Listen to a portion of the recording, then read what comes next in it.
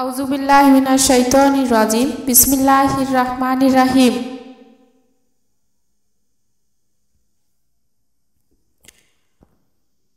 মানসিংহ ভবানন্দ উপাখ্যানের ঐতিহাসিকতা বিচার করো, অথবা ঐতিহাসিক চরিত্র আছে ইতিহাস নেই। মানসিংহ ভবানন্দ উপাখ্যান অবলম্বনে উক্তিটি বিশ্লেষণ করো। ভূমিকা: মধ্যযুগীয় মহাকাব্য ধারার সর্বশেষ কবি ভারতচন্দ্র রায়গুণাকর। কবির হাতেই মঙ্গল কাব্যের ধারাটি চরমোৎকর্ষতা লাভ করেছিল। তার মতো শব্দকুশলী বিগদ্ধ ভাষাশিল্পী মঙ্গল কাব্য ধারায় বিরল। অন্নদামঙ্গল তার সর্বশ্রেষ্ঠ কাব্যগ্রন্থ। কাব্যটি শুধু অষ্টাদশ শতাব্দীর শ্রেষ্ঠ গ্রন্থই নয়, এটি সমগ্র বাংলা সাহিত্যের শ্রেষ্ঠ গ্রন্থগুলোর অন্যতম। মানসিংহ ভবানন্দ উপাখ্যান এ কাব্যেরই অংশ। মঙ্গল কাব্যের প্রথাগত ধারায় কাব্য রচনা করেও ভারতচন্দ্র স্বীয় অভিজ্ঞতা ও প্রতিভার গুণে তার কাব্যে অভিনবত্ব আরোপ করেছেন। এই অভিনবত্ব আরোপ করতে গিয়ে তিনি ইতিহাসের দ্বারস্থ হয়েছেন। ভারতচন্দ্র মদিয়ার মহারাজ কৃষ্ণচন্দ্রের আদেশে তার অন্নদামঙ্গল কাব্যখানি রচনা করেন। তিনি 1747 সালে রাজা কৃষ্ণচন্দ্রের সভাকবি হিসেবে প্রতিষ্ঠা পান। এর আগে বর্ধমান রাজের রোষানলে পরে সর্বস্ব খুইয়ে পথে পথে সন্ন্যাসীর মতো কিছুকাল ঘুরে বেরিয়েছেন। তিনি আপন পথে দেখেছেন তৎকালীন ভারতবর্ষের নানা ঐতিহাসিক স্থান। তার এই অভিজ্ঞতা অন্নদামঙ্গল কাব্যে অন্যমাত্রা নির্দেশিত হয়েছে। কবির পরিণত বয়সে রচিত অন্নদামঙ্গল কাব্যে পরিপক্ব রচনা শক্তির পরিচয় রয়েছে। কাব্যটি 3টি খণ্ডে বিভক্ত। প্রথম খণ্ড শিবায়ন অন্নদামঙ্গল, দ্বিতীয় খণ্ড বিদ্যাসুন্দর কালিকামঙ্গল এবং তৃতীয় খণ্ড মানসিংহ অন্নদামঙ্গল। মানসিংহ ভবানন্দ উপাখ্যান 3য় খণ্ড হতেই সংগৃহীত। এ কাব্যে কবি তৎকালীন সময়ের একটি ঐতিহাসিক ঘটনাকে তার কাব্যের কাহিনীর প্রয়োজনে তুলে এনেছেন। অন্নদামঙ্গলের বিদ্যাসুন্দর কলিকামঙ্গল খণ্ডের প্রথমেই আমার অন্যতম ঐতিহাসিক চরিত্র প্রতাপাদিত্যের পরিচয় পাই। তিনি যশোর নগরের প্রবল প্রতাপান্বিত রাজা ছিলেন। অসীম সাহসী ও স্বাধীন চেতার 52,000 ঢালি অযুত তরঙ্গ সাথী এবং ষোড়শ হলকা হাতি ছিল। কাকা বসন্ত রায়কে সপরিবারে হত্যা করে তিনি ক্ষমতা দখল করেন।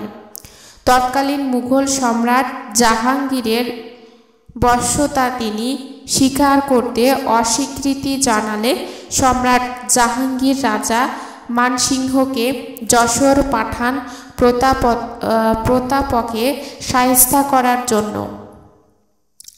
সেনাপতি মানসিংহ সসৈন্য যশোর গমন করেন এবং বর্ধমানের কানুনগো ভবানন্দ মজুমদারের সহায়তার প্রতাপাদিত্যের কাছে গমন করেন। ভবানন্দ মানসিংহকে নানা প্রকার রসদ দান করে মানসিংহকে পথ দেখিয়ে যশোর নিয়ে যান। কবির ভাষায়, আগে পাশে 2 পাশে দুসারি লঙ্কর। চলিলেন মানসিংহ যশোহর নগর। মজুমদার সঙ্গে নীলা ঘোড়া চড়াইয়া কাছে আসে অবশেষ বিশেষ জিজ্ঞাসিয়া।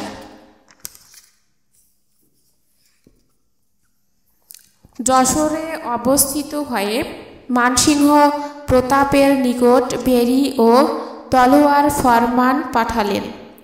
প্রতাপ বশ্যতা শিকারের প্রতীক বেরি প্রত্যাখ্যান করে যুদ্ধের সম্মতি জ্ঞাপক তরবারি গ্রহণ করলেন, ফলে যুদ্ধ অনিবার্য হয়ে পড়ল।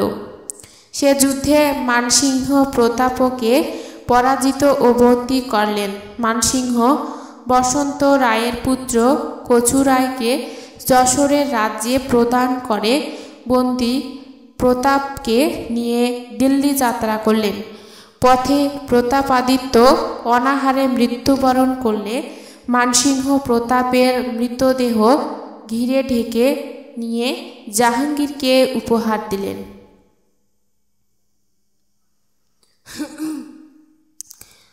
ভবানন্দ মজুমদার মানসিংহকে সাহায্য করায় পূর্ব প্রতিজ্ঞাবদ্ধ। মানসিংহ পুরস্কার প্রদানের উদ্দেশ্যে ভবানন্দকে জাহাঙ্গীরের কাছে নিয়ে গেলেন, কিন্তু বাদশাহ ভবানন্দকে পুরস্কার প্রদানের পরিবর্তে তার ধর্ম অর্থাৎ হিন্দু ধর্ম নিয়ে নানা কটূক্তি করেন। ভবানন্দ বাদশাহের সাথে ধর্ম নিয়ে বিবাদে জড়িয়ে পড়লে বাদশাহ জাহাঙ্গীর তাকে বন্দী করে কারাগারে নিক্ষেপ করেন। ভবানন্দ তখন দেবী অন্নদার শরণাপন্ন হলে দেবী ভবানন্দকে রক্ষার জন্য দিল্লিতে প্রেতিনী, ডাকিনী, যোগিনী দিয়ে উৎপাত তৈরি করেন। জাহাঙ্গীর দেবীর কাছে নতি স্বীকার করে ভবানন্দকে জায়গির এবং বহুবিধ উপঢৌকন সহ স্বদেশ পাঠানোর ব্যবস্থা করেন। অন্নদামঙ্গল কাব্যের ৩য় খণ্ডের মানসিংহ ভবানন্দ উপাখ্যান বর্ণিত উপরিউক্ত বর্ণনায় ঐতিহাসিক সত্যতা সর্বাংশে রক্ষিত হয়নি। কবি শুধুমাত্র তার কাব্যের কাহিনীর প্রয়োজনে ইতিহাসকে ব্যবহার করেছেন মাত্র। ইতিহাস এখানে অন্য কথা বলে। তৎকালীন ইতিহাস বিশ্লেষণ করলে দেখা যায় অন্য ছবি। অতীশচন্দ্র মিত্র রচিত যশোরে ও খুলনার ইতিহাসে ভারতচন্দ্রের কাব্যে উল্লেখিত বঙ্গকায়স্থ প্রতাপের পরিচয় পাওয়া যায়। আদিশ্বরের সময়ে আগত পঞ্চকায়স্থের মধ্যে বিরাট গৃহ অন্যতম।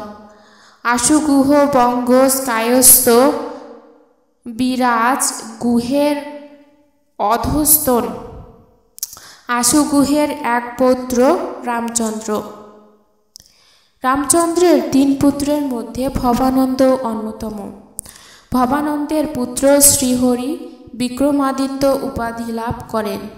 ১৫৬০ সালে শ্রীহরির এক পুত্র জন্ম নেয় এবং সেই শ্রীহরি প্রতাপাদিত্য নাম ধারণ করে যশোরের সিংহাসনে বসেন। এই ঐতিহাসিক সত্যটুকু ভারতচন্দ্র অক্ষুণ্ণ রেখেছেন। ভারতচন্দ্র ভবানন্দের যে পরিচয় দিয়েছেন সেখানে দেখা যায় দেবী অন্নপূর্ণার সাভ্রষ্ট হয়ে নলকূপের আন্দুলিয়া গ্রামের রাম সমাদ্দারের গৃহে জন্ম নেয়।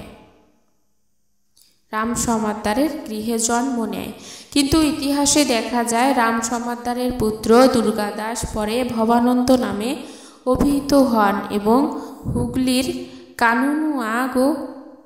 কানুনগো দপ্তরে মুহুরী পদ থেকে ১৬১৩ খ্রিস্টাব্দে কানুনগো পদে উন্নীত হন।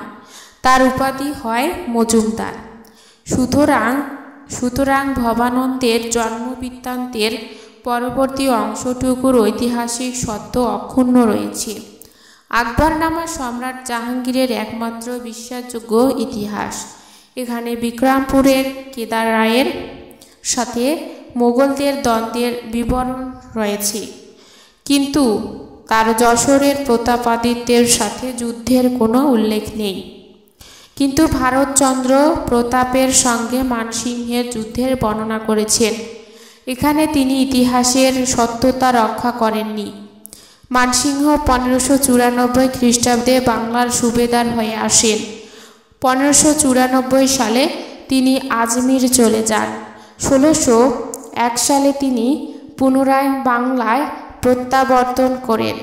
এ সময় তার অভিযোগে কেদার রায়ের পতন হয়, কিন্তু ইতিহাসে কোথায় মানসিংহ প্রতাপাদিত্য যুদ্ধের কথা উল্লেখ নেই।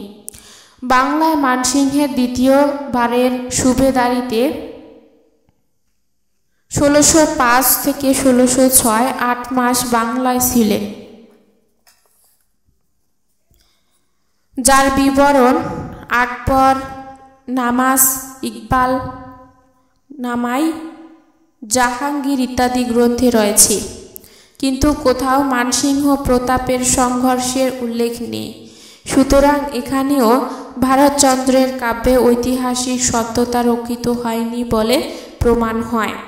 এছাড়া ভবানন্দের দিল্লি গমন, সেখানে সম্রাট জাহাঙ্গীরের সঙ্গে ধর্ম নিয়ে বিবাদ, তার কারাবাস এবং দেবী কর্তৃক দিল্লিতে উৎপাত সৃষ্টি করে তাকে মুক্তি দিতে বাধ্য করা সম্পূর্ণ কবির কল্পনা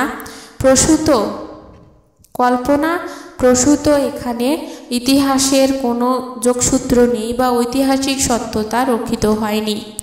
তাই বলা যায় ভারতচন্দ্রের অন্নদামঙ্গল কাব্যে ঐতিহাসিক চরিত্র রয়েছে বটে, কিন্তু ইতিহাস নেই। উপসংহার: পরিশেষে বলা যায় যে কবি ভারতচন্দ্র কবি ছিলেন, ঐতিহাসিক ছিলেন না।